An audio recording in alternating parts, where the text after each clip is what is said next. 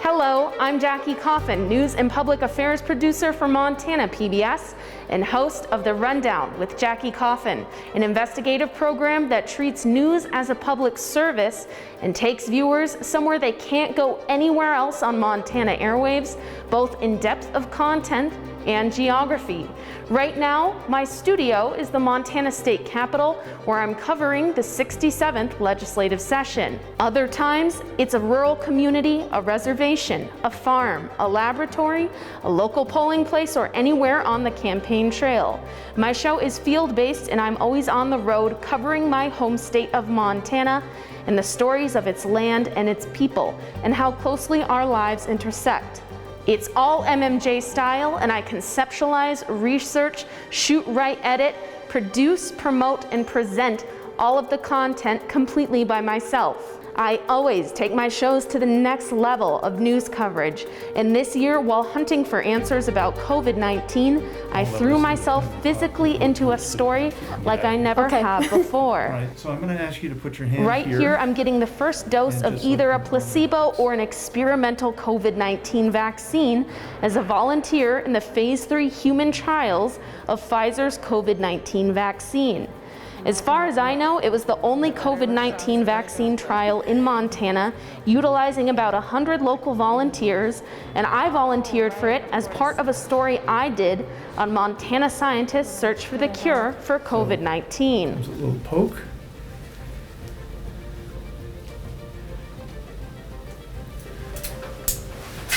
We're put a Band-Aid on that. Oh, that was easy. Much easier than my blood draw.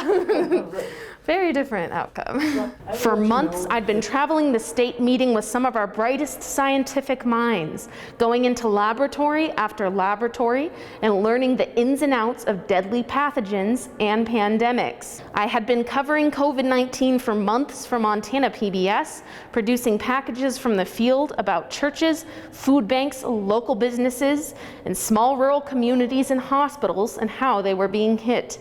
Shelby became an unlikely hotspot of COVID in Montana after the virus swept through this assisted living facility.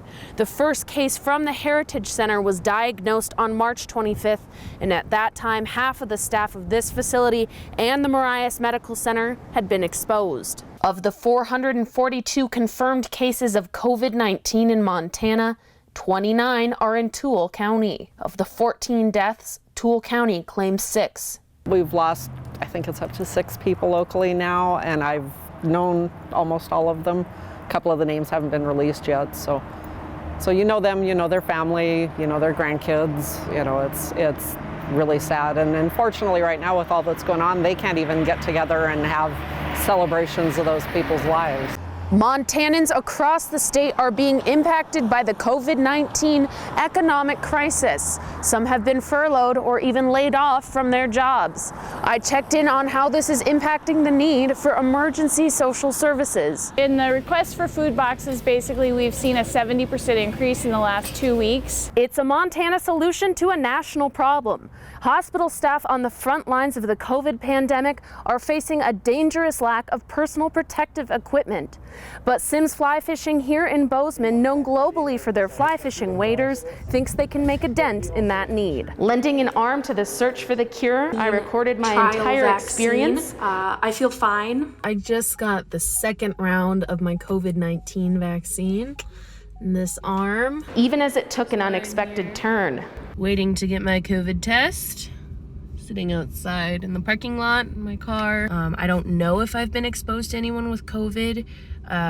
Not to my knowledge, but I travel a lot for my job. You know, I go to grocery stores and my office is on campus, so could be anywhere. It could be an exposure from anything, or it might just be a cold, and hopefully my test results come back negative, because that would be great. But I'll let you know. So I just got off the phone with the clinic and I did test positive for COVID. I don't know when and where I contracted it, and they told me they're going to contact me in a couple of days to begin contact tracing. And then I have my home self-swab requisition card. I have my biohazard specimen bag, and they're going to come pick this up as quickly as they can, which will in this case be tomorrow morning. This is the self-swab. and I already called them a little earlier. They'll pick it up at 10 a.m. tomorrow. My COVID-19 case turned out to be pretty significant for the study. Recently, the principal investigator of the study told me my data point was 1 out of 174 data points across all 45,000 selected by Pfizer for their publication of preliminary results in the New England Journal of Medicine, and one they sent to the FDA for its review of the vaccine in the case for approval. I am honored to have a wide network of colleagues, not competitors, in commercial and non-commercial news outlets, in TV, radio, print, and digital media. I'm proud to play my part in the Montana journalism community. Public media belongs to every Montanan, and I'll keep on the trail heading to communities large and small to tell their stories. Thank you for your consideration.